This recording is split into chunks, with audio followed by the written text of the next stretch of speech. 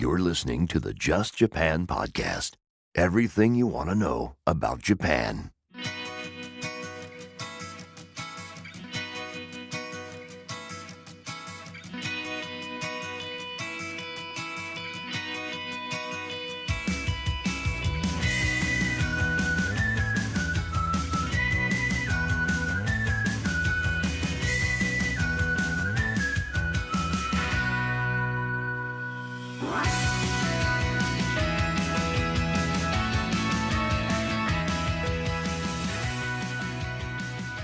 Hey there, folks.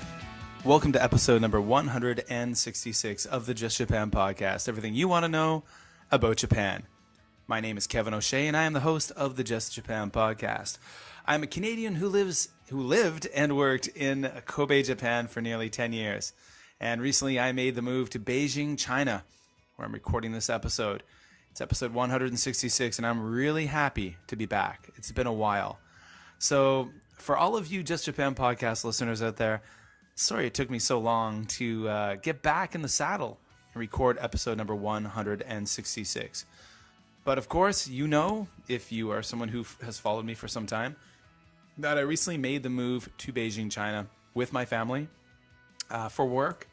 And of course, when you're making a big move like this from one country to another, especially with a family, it takes quite a while to get settled into routines, to figure out what's going on. I mean, you're moving to a new home. You've got to kind of set up the house. A new job, learning about the new job, new school for the kids, a whole new life, learning where to buy food, how to buy food, what the heck the food is.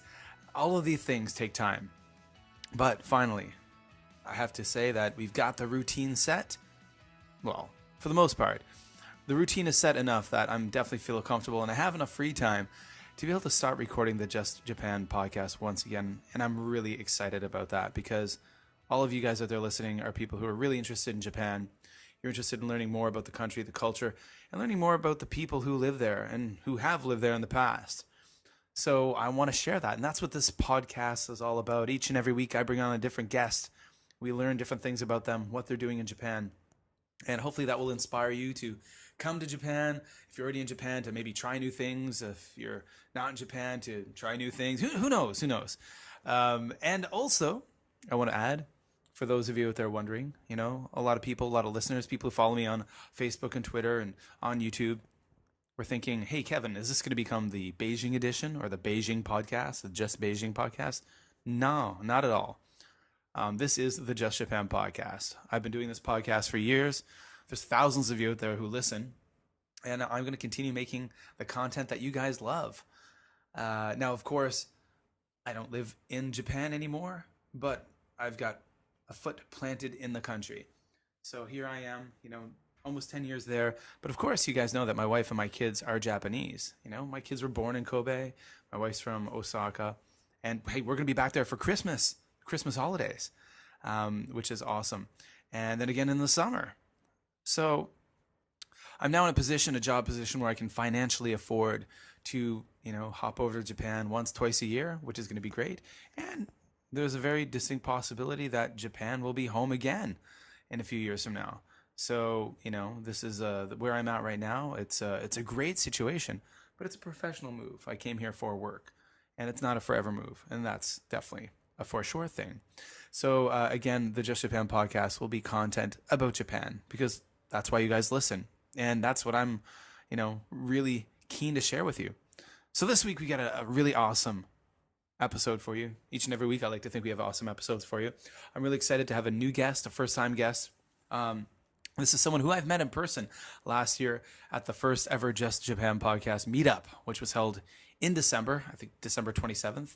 At the Harbor Tavern in Kobe, Japan. It was an amazing event.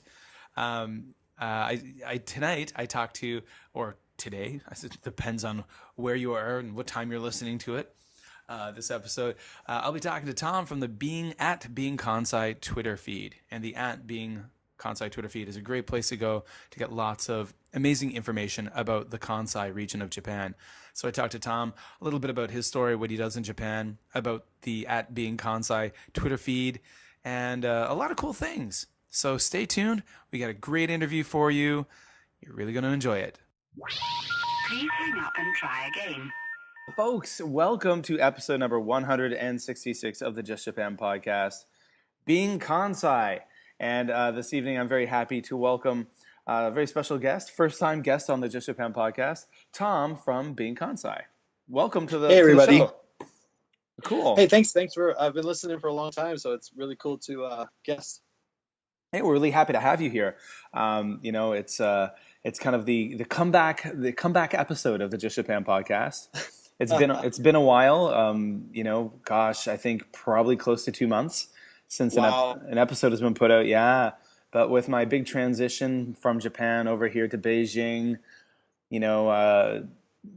this is basically something I've been wanting to do, but just haven't had the time nor the routine to do it. Yeah. But we're into it now. I'm full stride into my routine of life, and I've got the time to start doing the podcast again. So I'm really happy that you joined us to kick the series off again. Well, I'm honored to be here. Awesome. Okay, well, first of all, as I ask all guests who come on the Just Japan podcast for the first time or the second or third time, I always like to ask people, if you could tell the Just Japan podcast listeners a little bit about yourself, where you're from, and where you are in Japan. Okay, well, my name's Tom, and I'm originally from the Bronx in New York City, and I don't really have my accent anymore, but I'm now in Hirakata City, which is a city on the border of Osaka and Kyoto in the Kansai area of Japan. Okay. So Hirakata, so that's kind of like a little bit north of Osaka, isn't it? Exactly. So it is a bit far from downtown Kyoto or downtown Osaka, but it is useful to get to both places if you want. Okay.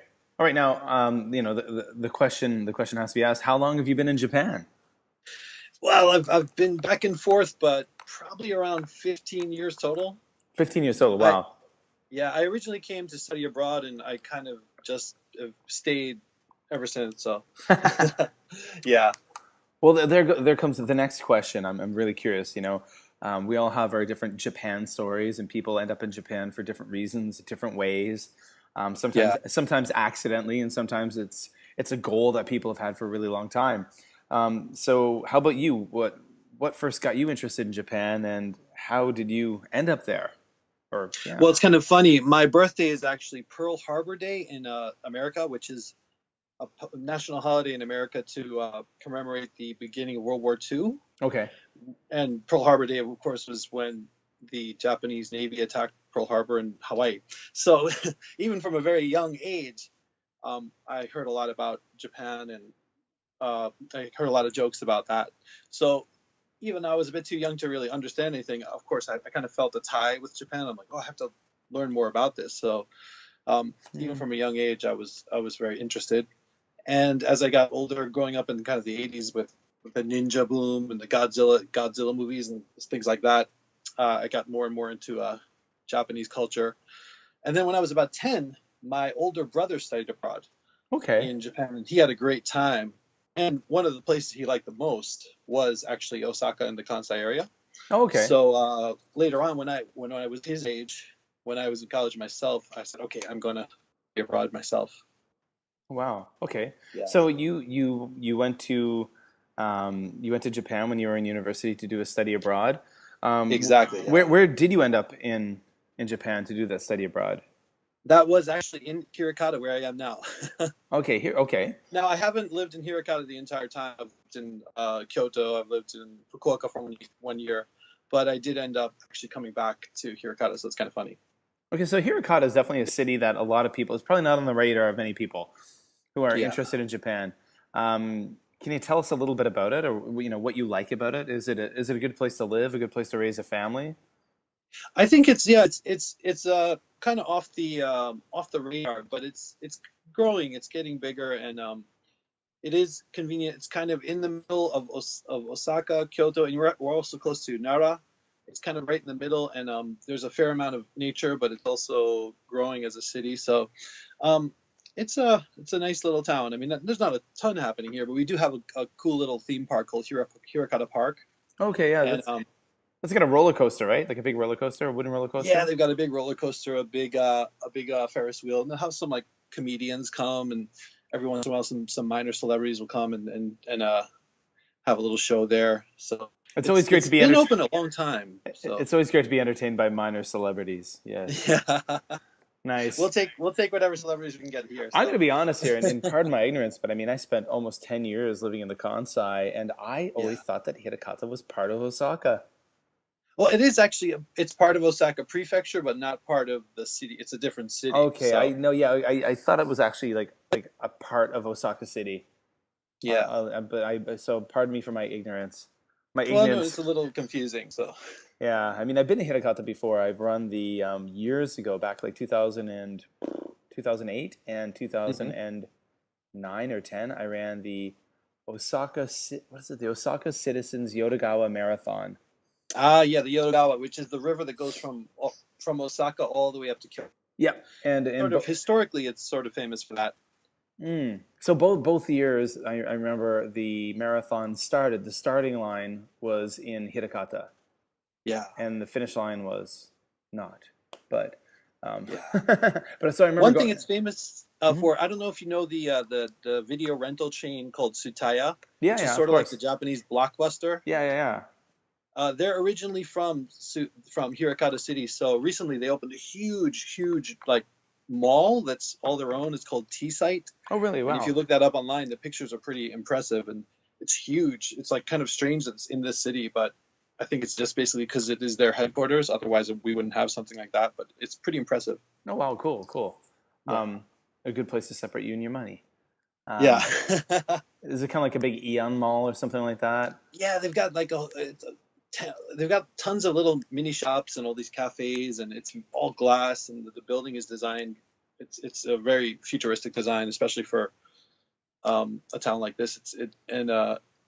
It's just got like a mix of everything. It's hard to explain. You don't know when you're leaving one shop and going into another because of the way it's designed. Oh, wow. Okay. But it's cool though. Cool. All right. And Yeah. now I was just actually thinking something I just mentioned a little bit earlier.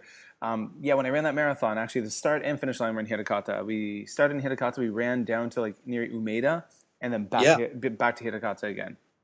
Yeah. Yeah. So, and it was just along that footpath by the river. So Yeah. boring as hell.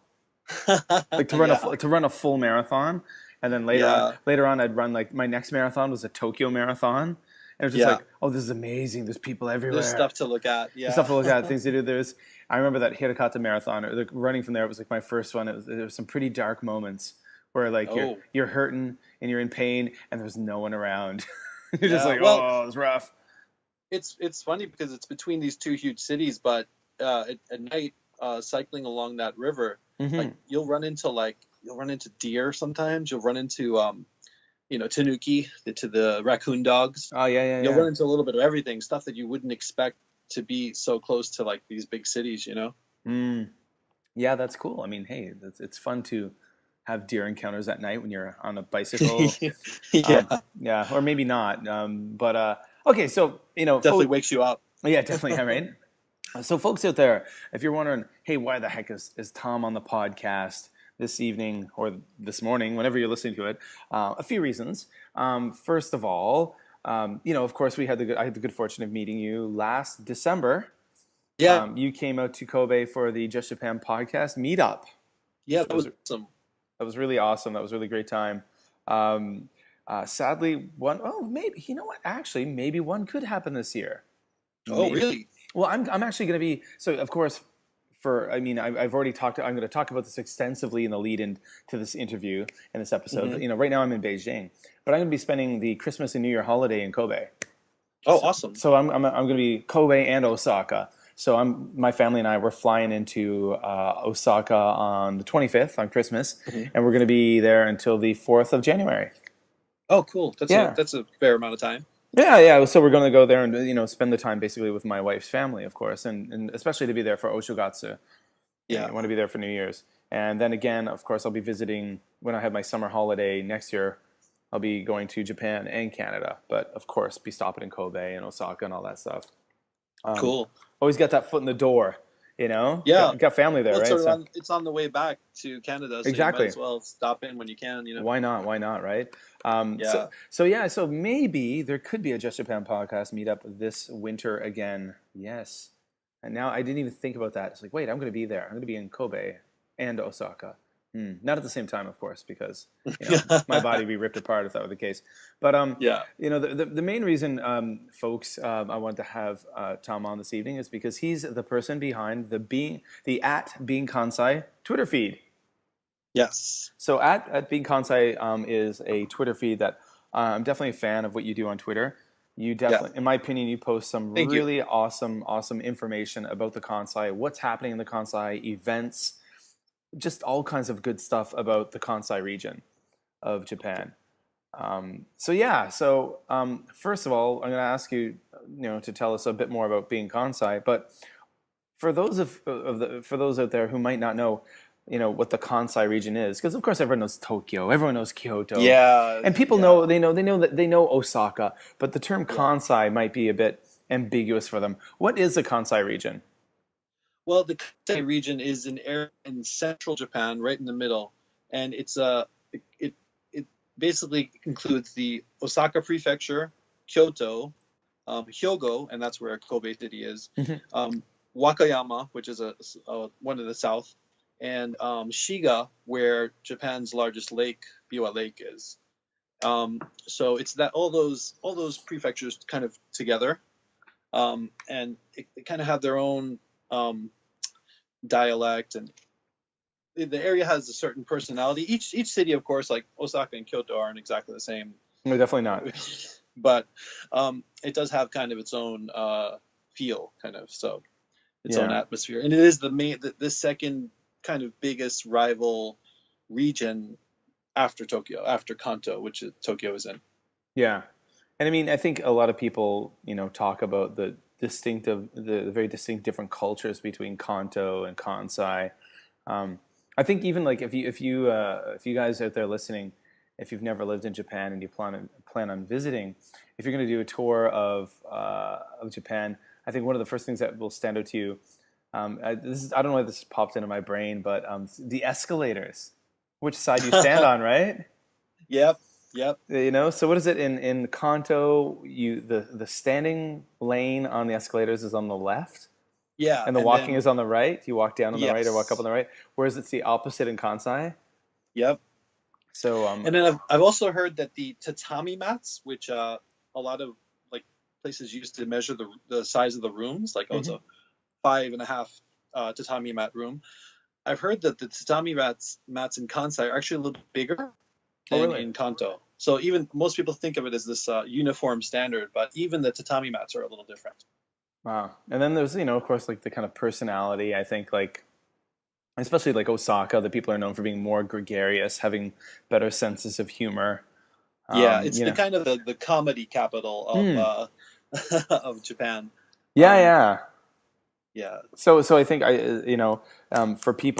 for Japanese people, people who have aspirations of becoming entertainers and comedians, they normally have to basically kind of one of the things you got to do, the rite of passage, is to move to Osaka and cut your teeth in the comedy scene. yep, Kind of just like if you want to be an actor, a Broadway actor, you got to move to New York. yep, exactly. If you want to get on the screen, you got to move to LA. If you want to be a comedian, you got to move to Osaka. Yeah, Yeah, the big company is called Yoshimoto, and that's right. they've become more and more of a kind of a tourist attraction in their own right. So, Oh, really? um, yeah, Hmm. Cool. Well, the Kansai region has definitely got its unique flavor. So, can you tell the Just Japan podcast listeners a little bit more about the about at Being Kansai on Twitter?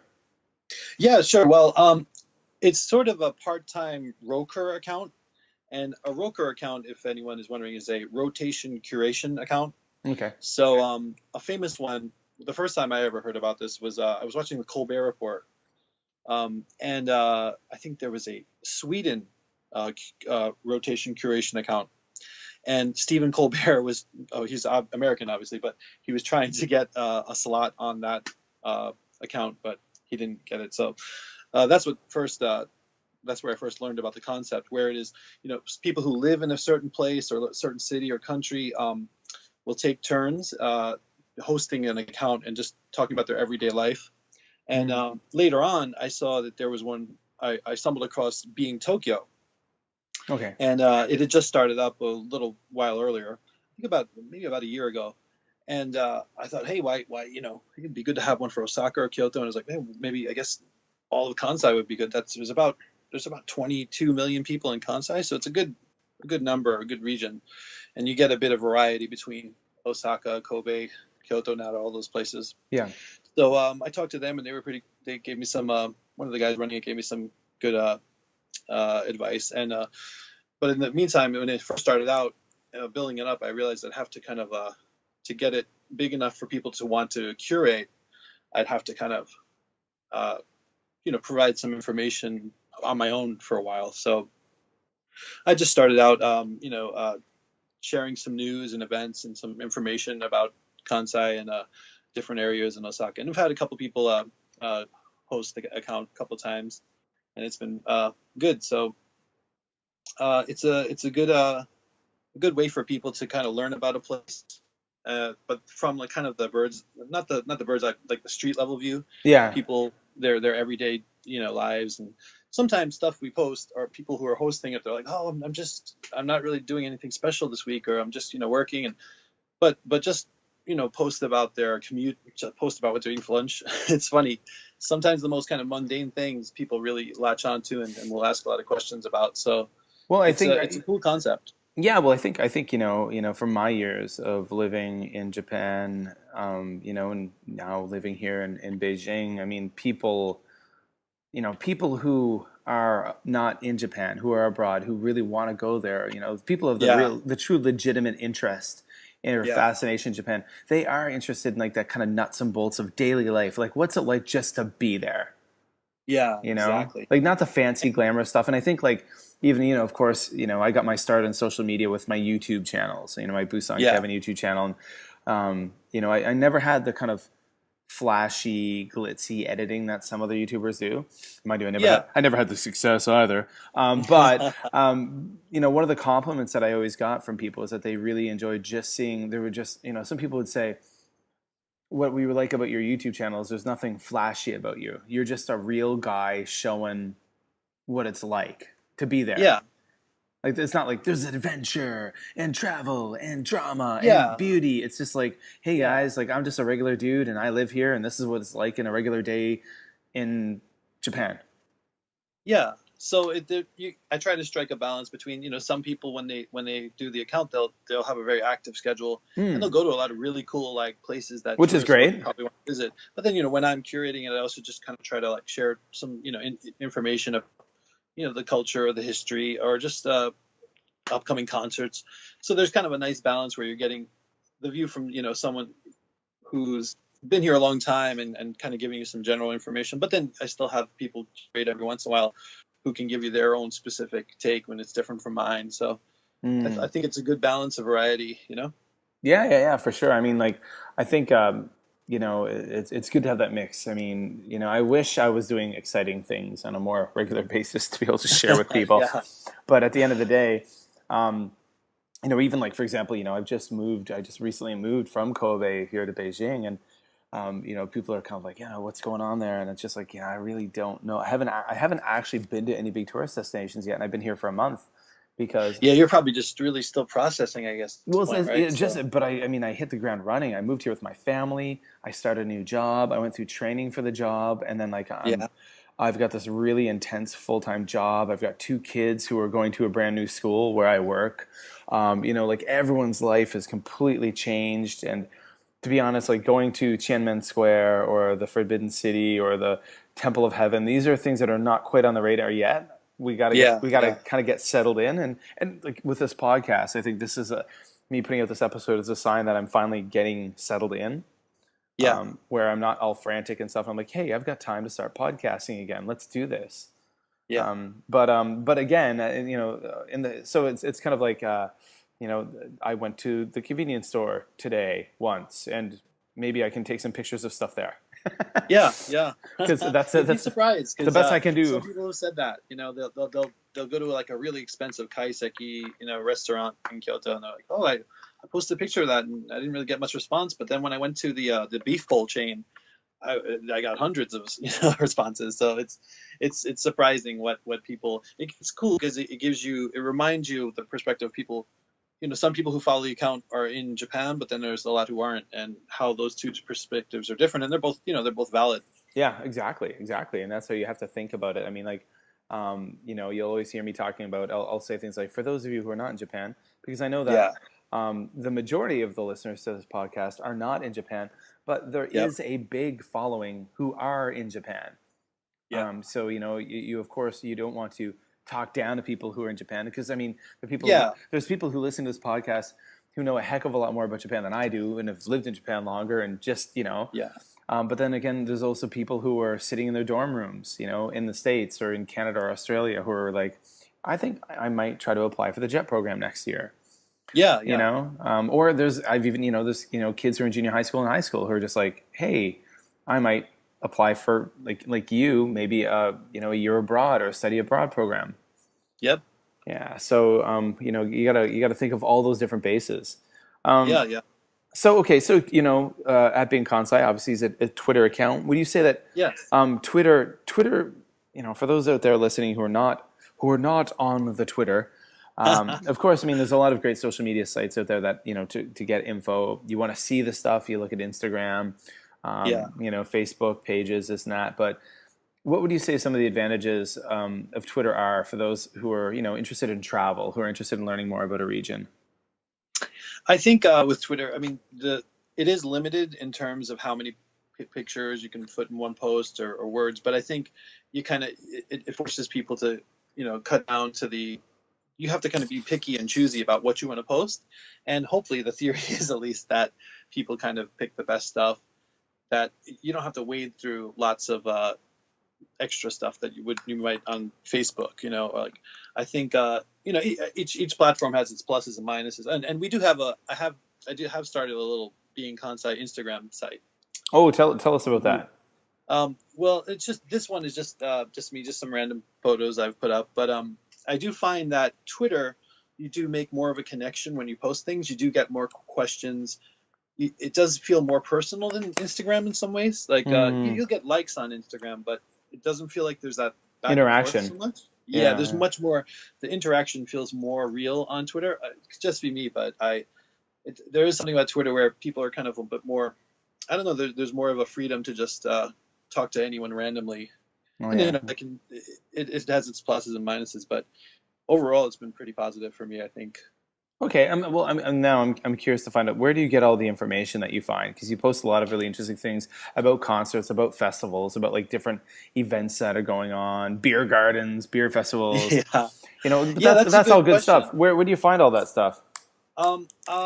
Various websites. There are a lot of other good Twitter accounts I've found. One is the great Kansai Photos at Kansai Photos, who actually I think he was on your podcast before. Yep, Yeah, he was on your absolutely. Yeah, podcast he before. was. He was definitely.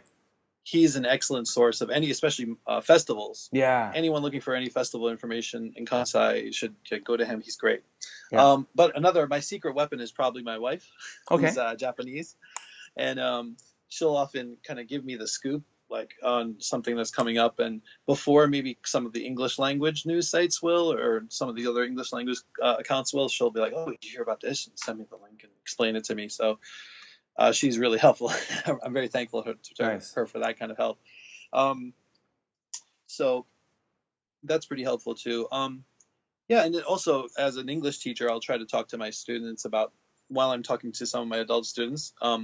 I sometimes get some interesting, updates and news from them. So I've got my kind of different sources I'm cultivating. So, Nice. but no one major thing. But there are some good Twitter accounts. There are some good websites. But I Yeah. try to look in a lot of different places.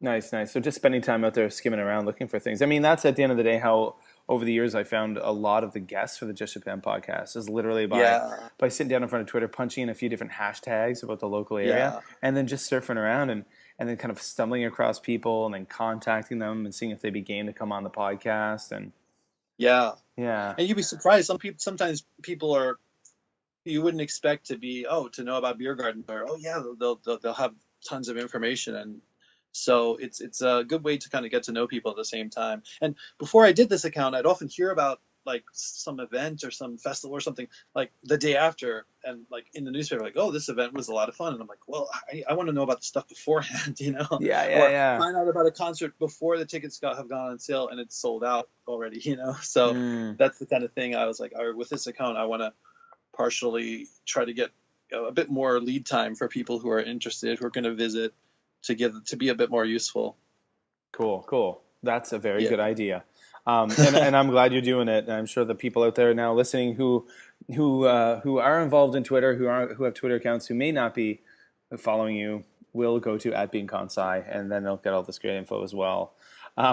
Okay, so I noticed last weekend, I was, as I follow you on the Twitter, that you hosted a tweet up.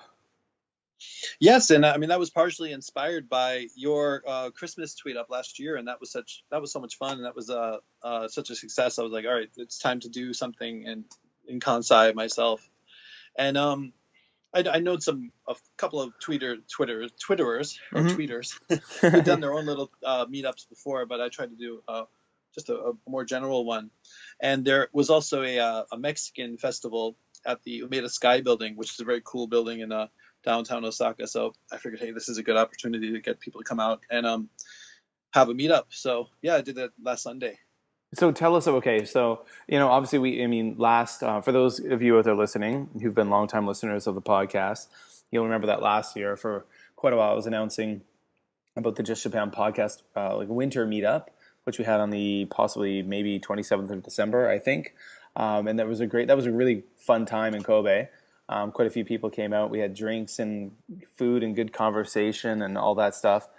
So with the tweet up, Yeah. how did you kind of like push that out there? How did you sell it or advertise it to folks? I basically just once I found out about that festival day, and I chose the location. It was funny. It wasn't really that much work. It was surprisingly simple. Where I just kind of told people, okay, this is the day, this is the place, and the time, and who was coming. Like it kind of everybody's so cool, and everybody's very proactive. So I think people were happy to have this kind of opportunity, and they kind of everybody just communicated. It was Nice, funny. It was nice. almost automatic. So it's like if anybody's ever thinking about doing something like that, it's I've heard a lot of things about how it can be very complicated, and you've got to prepare name tags and blah blah blah blah blah. But it was actually quite simple. Yeah. That's Just awesome. as long I did decide when I decided to do the tweet up, I did start tweeting about it probably about a month in advance, which is good. Yeah, So yeah, you definitely want to give some advance notice. You don't want to do it as a last minute thing. You might find yourself standing there alone, yeah. awkwardly. But I mean, Yeah. I'm really happy. I think one of the things that made me happy to see that you were doing this was the sense of building a community, because Yeah. I think like when I first came to Japan, I was very active in the YouTube community, and that was back in like 2008. And those were in the days pre-monetization. No one was making money. Even the Yeah. air quotes famous people, no one made money. No one did it for that reason. And some of the best friends I ever made in Japan, I met through YouTube and through Yeah. that community. And we used to actually, in the beginning, 2008, fall 2008, myself and a few other people, Kansai PJ, there was Reynolds there. We were hosting monthly meetups. And Yeah. and it might just be like 4 or 5 people showing up at a pub for a beer.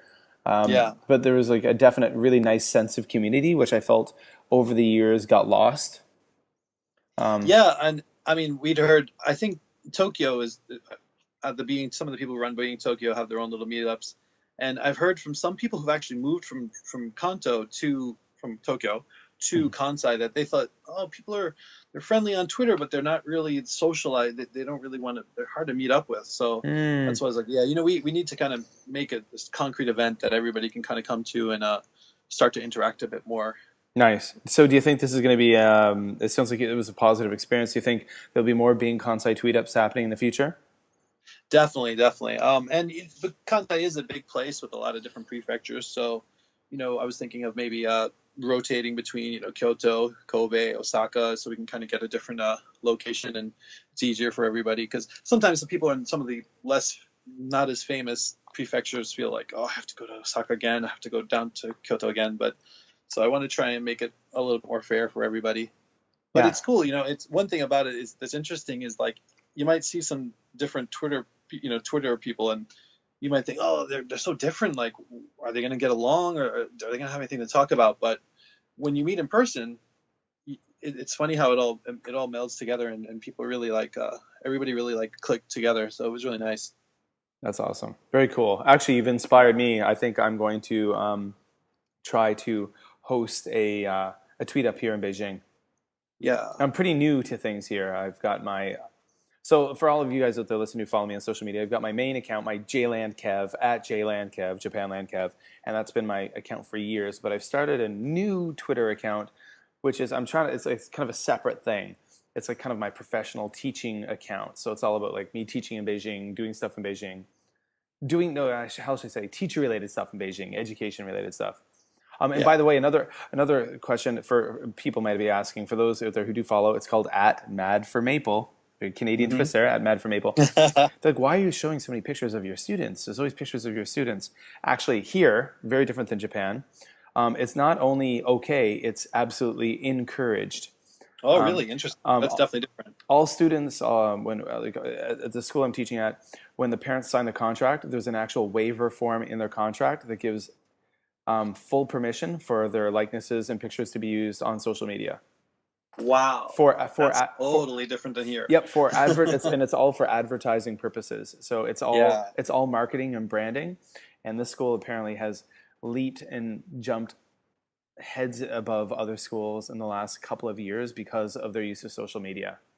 Yeah. So I think there's about 85 international schools in Beijing, and we're now ranked at like maybe number 4. Wow. So congratulations. Yeah. So well, I mean, I had nothing. Well, I'm working on it now, but I didn't have anything to do with that. But I'm here teaching and enjoying it, and it's really fun to share on social media this kind of different aspect. And then so then of course I've got my other Twitter account, my kind of one where I'm still sharing all this Japan stuff and just silly stuff. The silliness and the fun side of things. Okay, so the tweet ups are happening and all this and that. Now, you've already mentioned a few sites that you would recommend for those out there listening who are interested in more information about the Kansai region, more information about Japan. But what are some other Twitter accounts? I mean, you mentioned Kansai Photos, of course. That's a great one. That's a great one. Guys, go there at Kansai Photos. He's been on the podcast before. He's got a great blog too. He did some really fun, in-depth stuff about different festivals. What are some other websites or Twitter accounts out there you'd recommend? Accounts, yeah. Another good one is I think it's the official account for Osaka Tourism, but there's one called Osaka Bob. Oh, you'll love Osaka Bob. Yeah, I love Osaka Bob. A really good one. Yeah. Great information about upcoming events, and whoever's running it is a really cool, funny guy too. So yeah, he and he interacts with me sometimes. It's great. Yeah, it's there's some of those kind of official tourism accounts that just kind of there's like a PR posting account, but he's very active and very personal, which is nice. So I definitely and he's funny. Yeah, I definitely recommend him. Another one is Sharing Kyoto at Sharing Kyoto. Which that's a good one. Kyoto, there's so many great accounts, so many great Twitter accounts for Kyoto. So it's hard to go wrong, but at Sharing Kyoto is another one with a bit more of a personal touch and some again. I like sites. I like accounts that have a bit of a sense of humor too. So at Sharing Kyoto is another good one. Another good one is at Nippon Culture Quest, which is run by a YouTuber, and she kind of goes around and she does a bit of sightseeing, but she seems to be big into wagashi, which are like Japanese traditional snacks, and Kansai is a very strong area for that. Cool. Another two more, sorry, but no problem. Please share. Two are people who've curated being Kansai. One is at Squeakzoid, and she did a week recently on the account, and she did a little bit of everything, and it was really interesting. So you can always check her account, and then you can go back to the time when she did being Kansai and check out the stuff she posted. It was pretty funny, pretty exciting stuff. Cool. Yeah. So there's a lot of good stuff. But if you come to the site, you'll see the kind of people I'm interacting with and the kind of accounts, and there's so many to mention, but that's Yeah, just a yeah, couple yeah. of a few Yeah. that are worth checking out. Exactly. So my suggestion, everyone, just go to Twitter and follow at Being Kansai, and then you'll be able to find all this goodness. And if you are interested in Tokyo, check out at Being Tokyo Yeah, too, because they're exactly. a great one. And yeah, they have a lot of people always volunteering to curate the site. So you get a lot of interesting different perspectives with them too. So Cool. And I will put I'll put links in the show notes if I can actually get the show notes site to work. One thing that I've learned now that I'm in Beijing, for some reason, Beijing, China, and WordPress, even with VPNs running, yeah, it's a bad scene. I recently started. I've got 2 paid WordPress accounts. I got justjapanstuff.com and boostonkevin.com, and they both, I can't upload anything to them here. Even running multiple firewalls, or not firewalls, VPNs. Yeah. So I'm all about VPNs. Even right now, talking to you, it wouldn't be yeah, it's a miracle wouldn't be happening that you can even use Twitter, because Twitter is not generally is blocked in China, right? People are pretty surprised. They're like, "You're on Twitter, you're on Facebook." I'm like, "Yeah, I am." But there's software that allows you to do that. That I'm using. Yeah. You got to find your ways around. So sometimes people may be saying, "Wait, it says that Kevin's posting from Japan." Often it looks like I'm posting from Japan or the States. Did he come back for a visit and not tell us? Yeah, but that's no, where it's the VPN. That's what Twitter thinks my phone is or my computer is. Kevin's hopping between the United States a lot too. He hasn't lived there before, but yeah. So where there's a will, there's a way. So I mean, I recently started a new Beijing blog, BeijingKevin.blogspot.com. Cool. And but that one is a blog spot, so that's a blogger one, just because I couldn't get my WordPress accounts to work. So we'll see. I'll figure it out. There's a will, there's a way.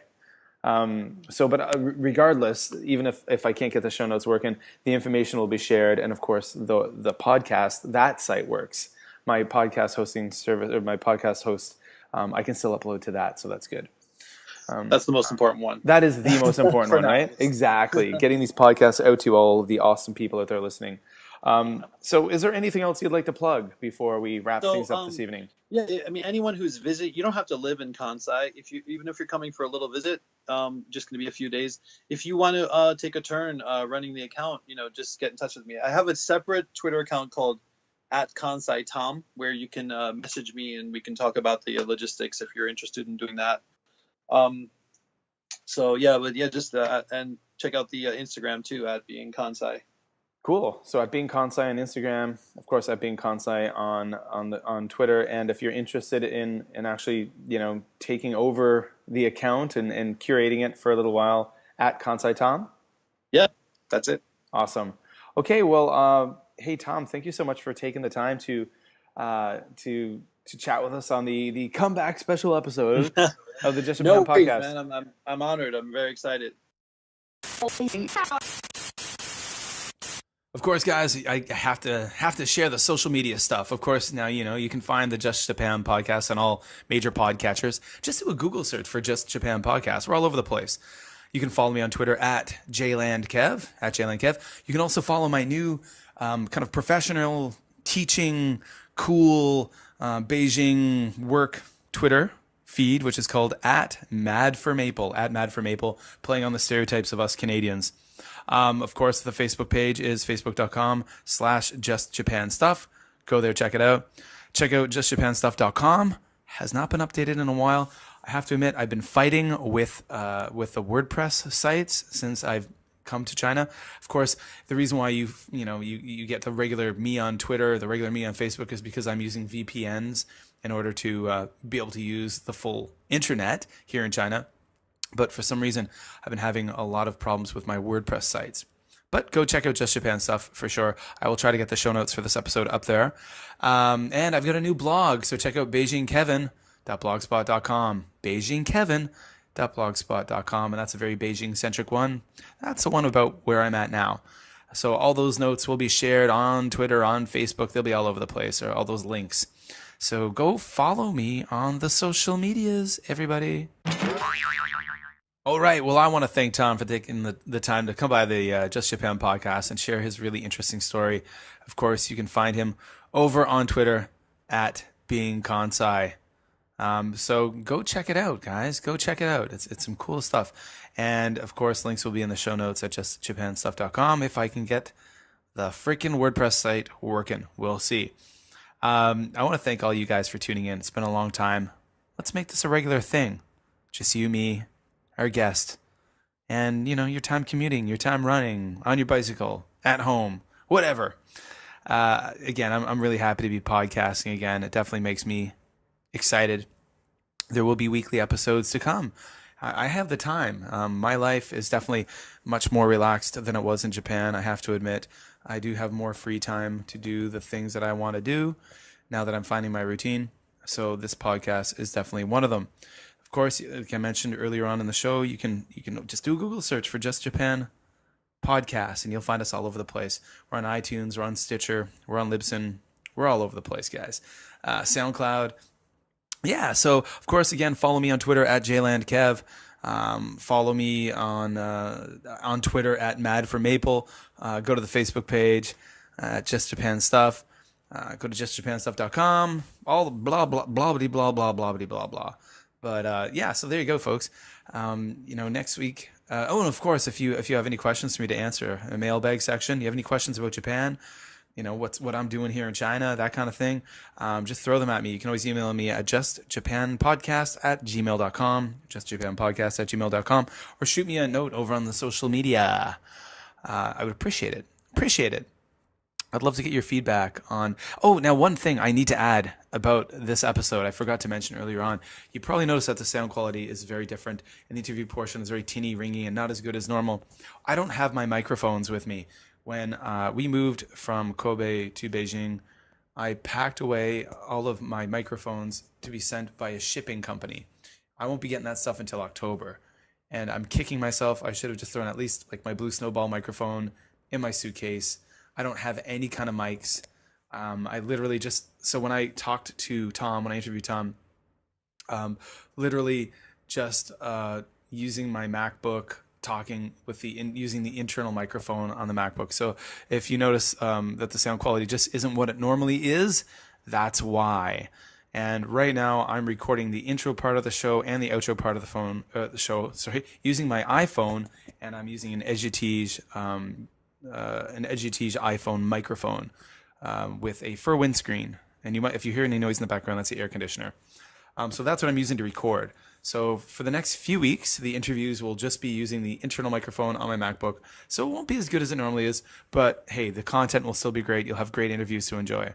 So that's it, guys. Thank you so much for taking the time to download the Just Japan podcast. Thank you so much for taking the time to listen.